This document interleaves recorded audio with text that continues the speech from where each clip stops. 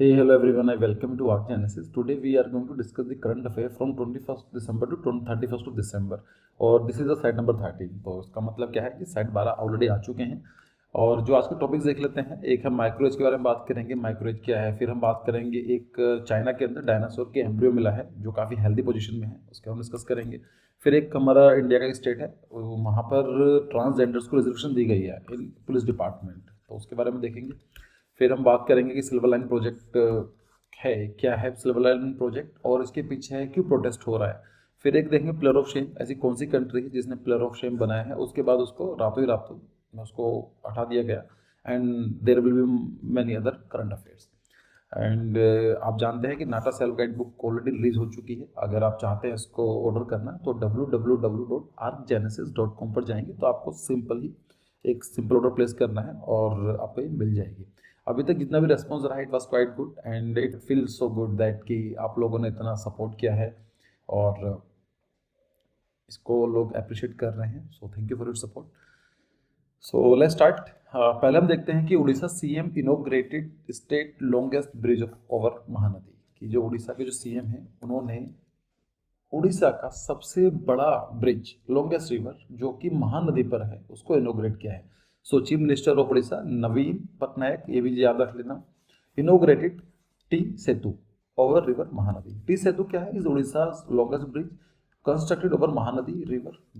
बात करेंगे कहाँ पर है और कौन से डिस्ट्रिक्ट में है. It is in Cuttack district, जो कि 3.4 किलोमीटर लंबा है और 7.5 मीटर चौड़ा है. ठीक है. So the T Setu will benefit people of Cuttack and Khurda by reducing the distance between the Badamba and Badeshwar by 45 kilometre. Of course अगर कोई अगर हम कुछ भी करेंगे रिवर जाती है तो अगर हम ब्रिज बना देते हैं तो यहाँ की जो डिस्टेंस है और यहाँ पर जाना होगा, मे भी हो सकता है कि पहले यहाँ जाकर they can take this route but now they can directly take this route. तो डिस्टेंस कम हो जाती है ब्रिज की. ठीक है, ब्रिज बनाने से. तो जो क्वेश्चन है, इंपॉर्टेंट चीज़ें ये आती है कि we should know what is the Mahanadi river, कौन कौन से स्टेट से फ्लो करती है या कहाँ पर है located. So Mahanadi is a major river of eastern central India. तो ये ईस्टर्न सेंटर मतलब मध्य भारत है हमारा, उसके ईस्टर्न साइड में है. Flowing through Chhattisgarh and Orissa. तो ये नॉर्मली छत्तीसगढ़ और उड़ीसा में फ्लो करती है. It has a total length of the 900 kilometre, 900 kilometre की है. और इतना कहीं से कोई काम की चीज़ नहीं है कितना किलोमीटर स्क्वायर में ये फैला हुआ है. And this river is also famous for the Hirakud dam. Yes, it is very important. आपको पता होना चाहिए कि हीराकुंड जो डैम है वो कौन सी रिवर पर लोकेटेड है. तो अगर आप देखेंगे तो यहाँ से है, तो ये महानदी रिवर है, यहाँ जोंक है और यहाँ पर होते हुए हीराकुंड डैम यहाँ पर लोकेटेड.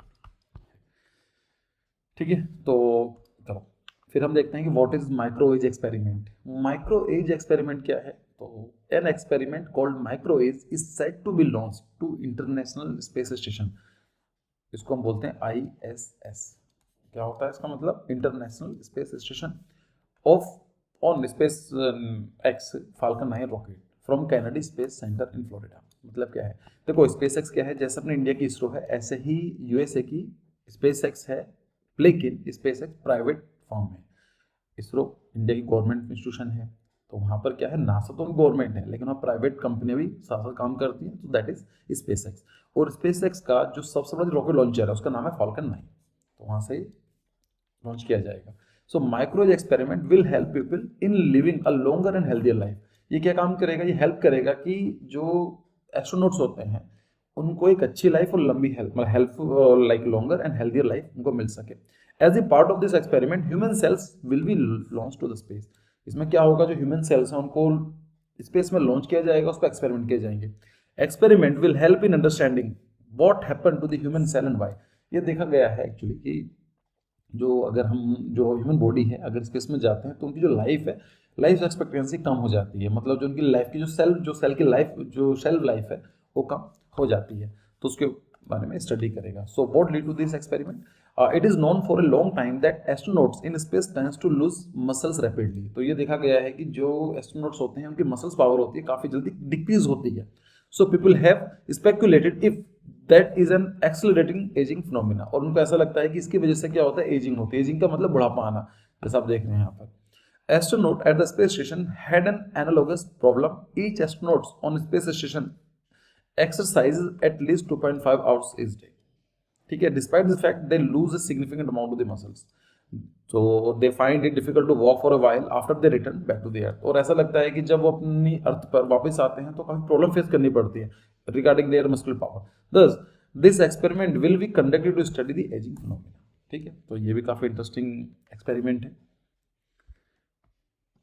फिर क्या है कि 66 million years old dinosaur embryo found in China. China के अंदर 66 मिलियन ईयर्स ओल्ड एक एम्ब्रियो मिला है। एम्ब्रियो का मतलब होता है बच्चा। अगर हम एग की बात करें तो जब तक कोई किसी बर्ड या किसी भी स्पीसीज का एग में रहता है दैट्स कॉल्ड द एम्ब्रियो। अगर ह्यूमन पर्सपेक्टिव में बात की जाए तो उसको शायद 7 वीक का टाइम पीरियड बोलते हैं, कि अगर 7 वीक का जो बच्चा होता है दैट्स कॉल्ड द एम्ब्रियो। ठीक है, बच्चा तो नहीं बोल सकते लेकिन 7 वीक का मान के चलते हैं। So a 66 million years old dinosaur embryo was found in Gansu in South China.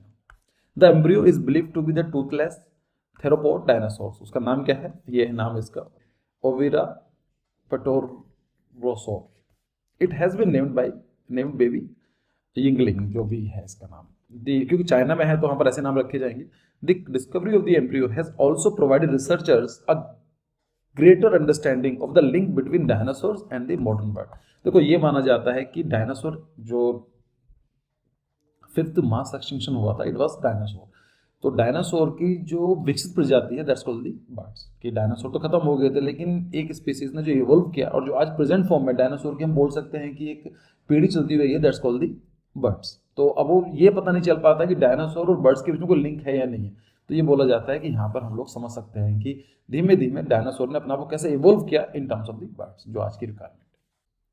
Next current affair that is Karnataka announces the reservation for transgenders in police. तो कर्नाटका गवर्नमेंट ने ये बोला है कि जो ट्रांसजेंडर्स हैं हम उनको 1% रिजर्वेशन देंगे पुलिस सिस्टम में। So the reservation will be given to them across all the rank in police department. तो जितने भी रैंक्स होती हैं डिपार्टमेंट की उसमें देंगे। This move will help in changing the perception toward the transgender. इससे क्या होगा, ट्रांसजेंडर जो कम्युनिटी है वो मेन स्ट्रीम में आएगी और उसके बाद क्या होगा, जो परसेप्शन है जो बोलेंगे कि लाइक स्टिग्माटाइज्ड है उसको खत्म करने में आसानी होगी। It will bring them into main stream and remove all the prejudices against them in society. Prejudice का मतलब होता है कि पहले से हम किसी को सोचते हैं, किसी के बारे में धारणा बना लेते हैं, दैट्स कॉल्ड द प्रेजुडिस। तो ट्रांसजेंडर का मतलब क्या होता है, connected with people who feel that they are with wrong sex and who express this in the way they dress, live, behave sexually etc. ठीक है, जिनको ये लगता है कि जो उनको सेक्स असाइन किया गया है वो उसको बिलोंग नहीं करते हैं। ठीक है, फिर आता है कि sport minister announces anti doping bill. Anti doping bill को अनाउंस किया गया है। क्या है ये? देखो first of all it is a bill. Bill का मतलब क्या है, अभी प्रस्ताव है and if it is clear from the Lok Sabha Rajya Sabha and it got the assent from the president of India तो ये बन जाएगा एक्ट। इसके बारे में बात करेंगे किसी टाइम पे कि इंडिया में सिस्टम कैसा काम करता है, लोकसभा राज्यसभा। एक क्वेश्चन आया था लास्ट ईयर नाटा में तो हमें सोचना पड़ेगा उसके बारे में भी। So sport minister Anurag Thakur introduce anti doping bill. ठीक है, so the bill seeks to provide statutory framework the functioning of NADA। तो फर्स्ट ऑफ ऑल नाडा का फुल फॉर्म याद रखो, NADA क्या। NADA का मतलब क्या होता है, नेशनल एंटी डोपिंग एजेंसी। तो ये क्या काम करेगा, उसको एक स्टैट्यूटरी प्रोविजन प्रोवाइड करेगा। Bill empowers NADA to conduct raids and strengthen measure to tackling drug abuse in India. ये क्या काम करता है इस बिल, ये नाडा को पावर देता है कि कहीं पर भी रेड कर सकती है और कोई भी ऐसे मेजर्स लेने हो जहां पर ड्रग्स को कम किया जा सके या उसके अब्यूज को रोका जा सके। That's called this is the bill which is providing the power. It will also provide statutory framework for the operation National Dope Testing Laboratory. It also provide for creation of the National Board for Anti-Doping in Sports. तो ये चीज़ देखी गई है कि जो sports में खासकर यहाँ पर डोपिंग की जाती है। डोपिंग का मतलब क्या होता है कि इलीगल सब्सटेंसेस लिए जाते हैं जिसके थ्रू अपनी परफॉर्मेंस बढ़ा दी जाती है। ठीक है, तो उसको ये देखा जाए तो चीटिंग है, गलत है ये, एक तो बॉडी के लिए भी और एक हेल्दी कॉम्पिटिशन नहीं रहता है। तो एक चीज़ और भी आती है कि अच्छा इंडिया में जरूरत क्या है, like why we need to introduce this kind of the bill in India, या ऐसा लॉ बनाने की जरूरत क्या है। सो वर्ल्ड, एक है नाडा, एक है WADA वाडा, दोनों का फुल फॉर्म याद रख लो, वर्ल्ड एंटी डोपिंग एजेंसी। ठीक है, तो नाडा के काम करती है, इंडिया में काम करती है, नेशनल है, और वर्ल्ड की कौन सी है, वाडा, वो क्या काम करती है, पूरी दुनिया में सब चीज़ों को कंप्यूटर करती है। तो उन्होंने एक रिपोर्ट रिलीज की थी वायलेशन के ऊपर, तो उसके बारे में देखते हैं कि WADA publish its report on rules violation recently. Number of the offenders in India in and increasing 2019, अगर हम बात करें कि जो ऑफेंडर्स हैं जो डोप करते हैं स्पोर्ट्स में, उनके नंबर धीमे धीमे बढ़े हैं, making India among top 3 of the world biggest doping violator. और हम लोग एज ए इंडियन, इंडिया की जो रैंक है वो 3rd नंबर पर है। तो आप समझ सकते हैं कि it's a very big number. और खासकर body building, weight lifting and athletics have contributed majority of the India's embarrassing record. ठीक है, in 2019 152 doping anti doping rules violation, तो 152 बार सत्ते पकड़ाए गए थे जिन लोगों ने ड्रग्स लिए। और उसके बाद जो 17% है, दुनिया की 17% केसेस जो दिखाते हैं। ठीक है, मतलब ये 152 कितने, it is 17% of the world cases. और 17% भी हमारी पॉपुलेशन है इन इंडिया। अगर हम बात करें कि वर्ल्ड की पॉपुलेशन, इंडिया की पॉपुलेशन वर्ल्ड में कितनी है, so we as a Indian we contribute 17% of the world population. Out of the total offender, maximum dope offender report from the body building. और खासकर सबसे ज्यादा डोप कहाँ पे ले जाते हैं, that is in body building. अच्छा, अभी क्वेश्चन है, अभी हमने देखा था कि we are on the 3rd position, तो नंबर 1 और 2 पर कौन से हो सकते हैं। आप वीडियो को पॉज करो, थोड़ा गैस करने की कोशिश करो कि लाइक कि कौन सी कंट्री हो सकती है, फिर देखो कि आपने जो सोचा था सही था या गलत था। मैं इसका जवाब देने लगा हूँ। सो नंबर 1 पर आता है Russia. Russia has top the list with 167। ठीक है, ADRV। फिर Russia is followed by the Italy. तो नंबर 1 पर रशिया, फिर इटली एंड देन इंडिया। ठीक है, फिर आता है कि artificial sun, what is China's latest experiment. तो चाइना ने एक आर्टिफिशियल सन बनाया है और उसके बारे में डिस्कस करेंगे। So China conducted a nuclear fusion experiment. तो याद रखना, it's a fusion experiment for advancing its artificial sun.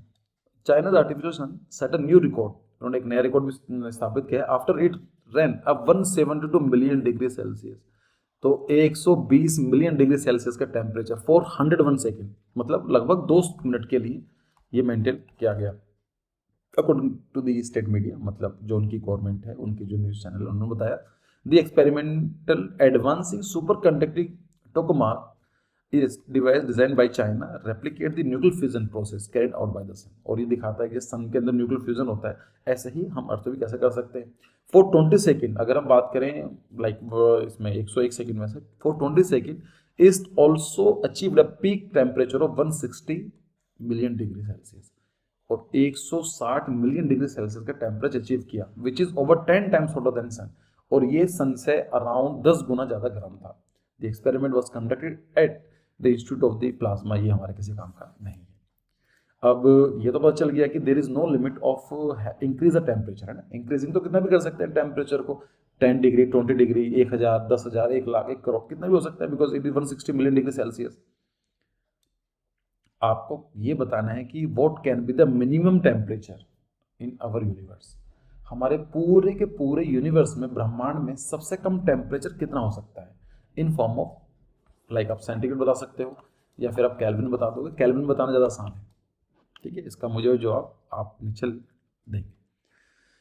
Next current affair है, why there are protest against Kerala silver line project. तो केरला गवर्नमेंट है, वहाँ पर सिल्वर लाइन प्रोजेक्ट है, उसको हम डिस्कस करेंगे। वहाँ पर इसके अगेंस्ट प्रोटेस्ट क्यों हो रहे हैं, इसको भी हम डिस्कस करेंगे।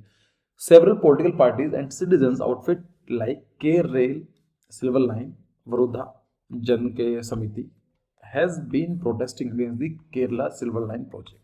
तो केरला का जो सिल्वर लाइन प्रोजेक्ट है उसके अगेंस्ट प्रोटेस्ट चल रहे हैं। क्यों चल रहे हैं? MPs, that is member of parliament, have sign petition against the project. बहुत सारे जो एमपीज हैं उन्होंने साइन किया, एक पटिशन फाइल की, उसमें बताया गया कि हम इसके अगेंस्ट है। क्यों है? There were astronomical scams in the making, और उनको लगता है बहुत ज़्यादा करप्शन हुआ है और स्कैम किए गए हैं। And it will put the state further into डेब्ट। और अगर ये जो डेवलपमेंट प्रोजेक्ट है अगर ये इंप्लीमेंट होता है तो जो केरला गवर्नमेंट के ऊपर काफ़ी कर्जा आ जाएगा। Furthermore environmentalist are of the view that project will cause great environmental harm. और जो इन्वायरमेंटलिज्म की वाली बात आती है, मतलब जो इन्वायरमेंटलिस्ट हैं उनको ये लगता है कि अगर हम एक ट्रेन या बनाते हैं कुछ भी, तो उससे इन्वायरमेंटल को जो हार्म होगा वो भी अतुलनीय है, मतलब हम उसको कंपनसेट नहीं कर सकते, because its routes cut through wetland, paddy fields and hills. तो वेटलैंड तो हम जानते हैं, पैडी का मतलब होता है जहाँ पर राइस उगाई जाती है, और हिल्स तो आप जानते हैं, सिंपल है। तो कैसा है ये? So what is silver line project? Silver line project is a semi high speed railway project. Semi high speed मतलब हाई स्पीड तो होगी लेकिन इतनी ज़्यादा नहीं होगी, it is not related to the bullet, लेकिन उतनी भी कम नहीं होगी जितनी हमें नॉर्मल ट्रेन चलती है। It envisages trains running at 200 kilometre per hour. जो ट्रेन 200 किलोमीटर की स्पीड पर जब चलती हैं उसको बोला जाता है semi high speed railway project. Actually ये इसलिए भी न्यूज़ में रहता था जब ये वाली बात आई थी कि बुलेट ट्रेन बनाई जाएगी अहमदाबाद टू मुंबई, तो उसकी जो स्पीड होती है अराउंड 400 किलोमीटर पर आवर के ऊपर होती है। तो उस तो लोगों ने बोला था कि it is very costly, so it is better to increase the speed but not that much extent. मतलब अगर जो हमारी ट्रेन है उनकी हम स्पीड भी जो नॉर्मली 45 के आसपास चलती है, अगर आप देखेंगे ट्रेन का जो एवरेज स्पीड आती है अपनी ट्रेन की रेलवेज की नॉर्मल बात करें, so it is 45 kilometre per our. तो अगर आप 45 को 90 भी करते हो तो हमारी काफ़ी सारी प्रॉब्लम सॉल्व हो जाएगी। तो वहाँ पर 200 किलोमीटर तो बहुत ही अच्छी मानी गई थी उस टाइम पीरियड में, जो कोई डिबेट चल रही थी। ठीक है, सो ये कितना आएगा हमारे किसी काम का नहीं है। और ये क्या करेगा, travel time between Kasaragod to Thiruvananthapuram will reduce to less than 4 hour at 200 kilometre from 12 hours. तो जो 12 घंटे का सफर है वो सीधा 4 घंटे का रह जाएगा। कहाँ से? कसारागोड टू त्रिवेंद्रपुरम तक। ठीक है, तो आप समझ में आ गया हो क्या रीज़न है। फिर आते हैं कि pillar of shame, where is the memorial located. तो ये पिलर ऑफ शेम क्या है, देख लो इसको, ऐसा है कुछ।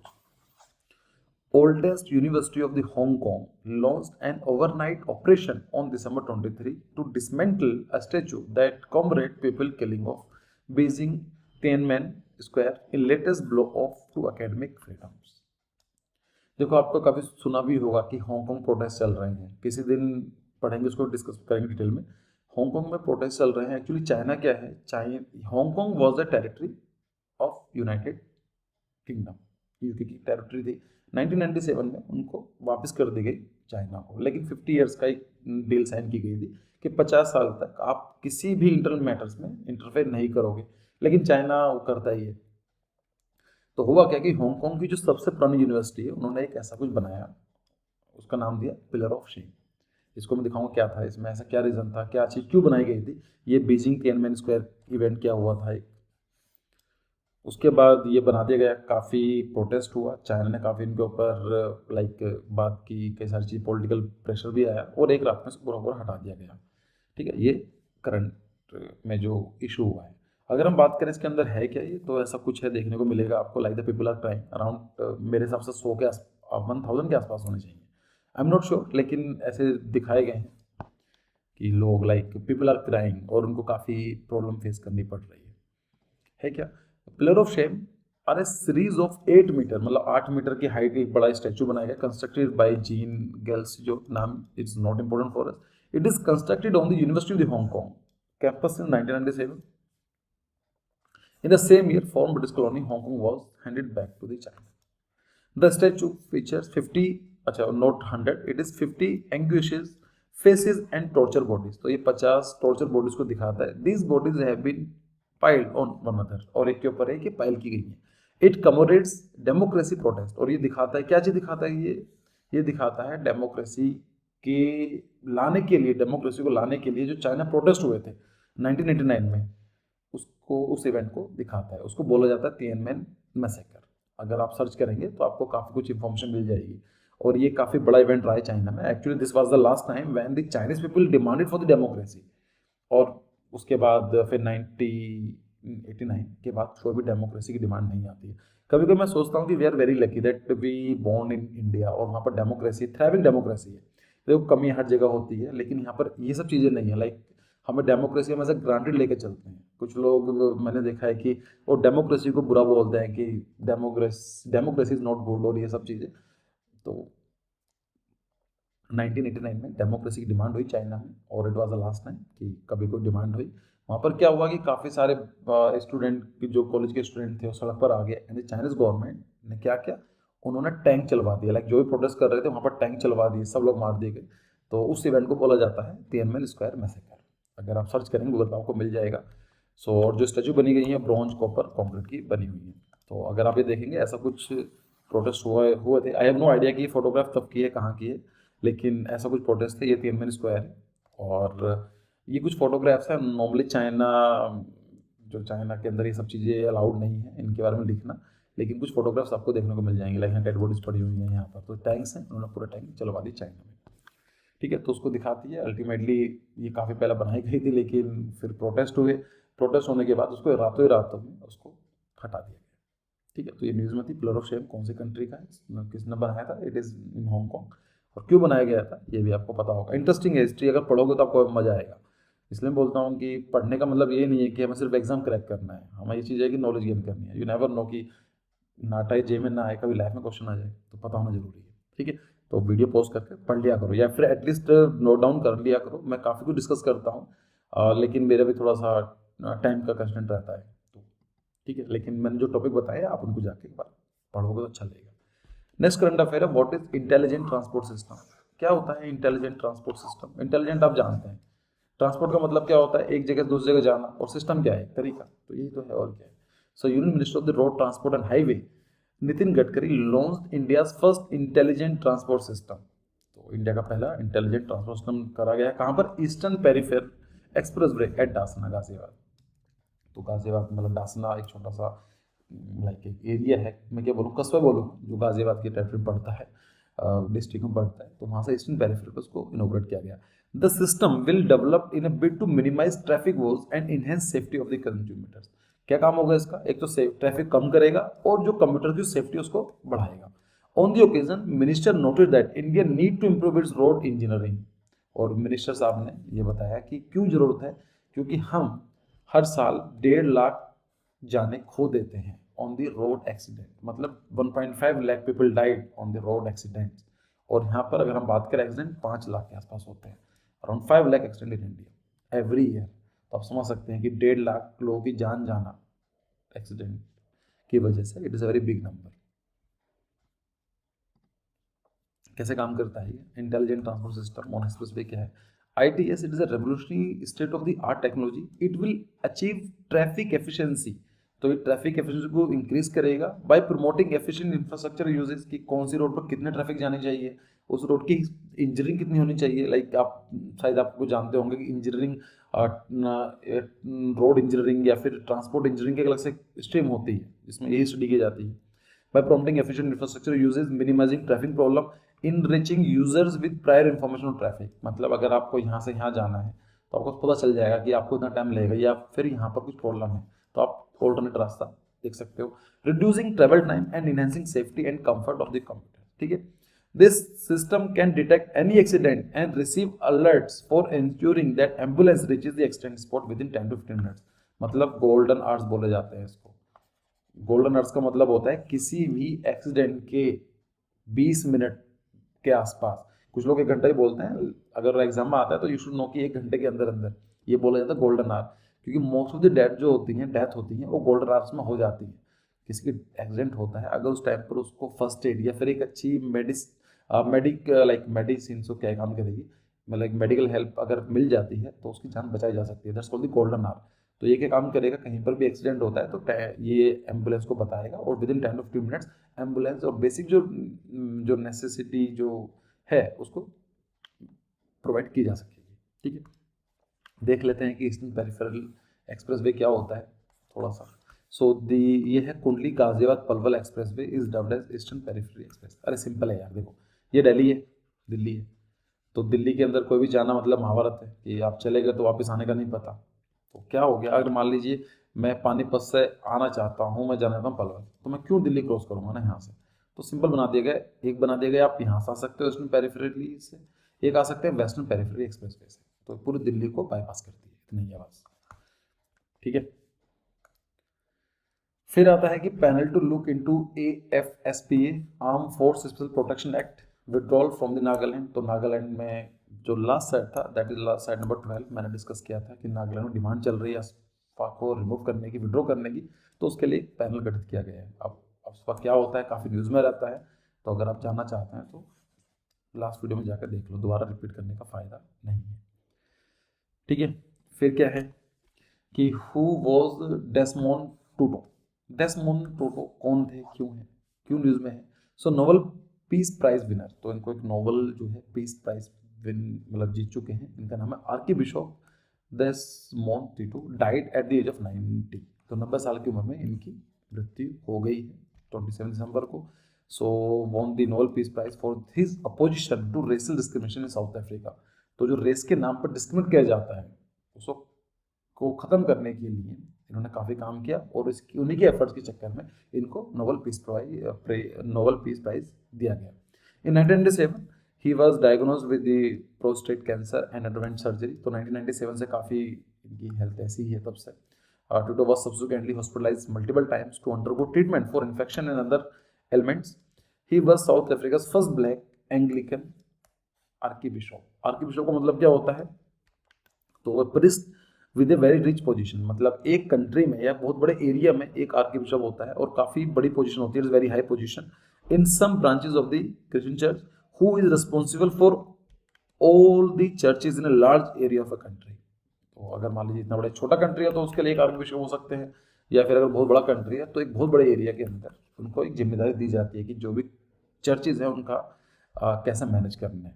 ठीक है, अगर मैं गलत बता रहा हूँ तो मुझे बता देना, मुझे इतना जानकारी नहीं है, जहाँ तक मैंने पढ़ा है इनके बारे में इतना ही है। Like I have no idea कि पूरी कंट्री में होते हैं या फिर किसी रीजन में होते हैं, लेकिन अगर कुछ गलत हो गया है तो आप मुझे प्लीज़ कमेंट बता देना, तो I will update it in from the next video. ठीक है, फिर आता है कि नासा साइकी मिशन। तो पता होना चाहिए साइकी मिशन कहाँ पर है। First of all psyche mission कौन सी ऑर्गेनाइजेशन का है? Not from the ISRO, it is the NASA. NASA की फुल फॉर्म तो पहले पूछी जाती थी, तो यार इसको भी याद कर लो, नासा की फुल फॉर्म क्या है, पूछी जा चुकी है जेई में।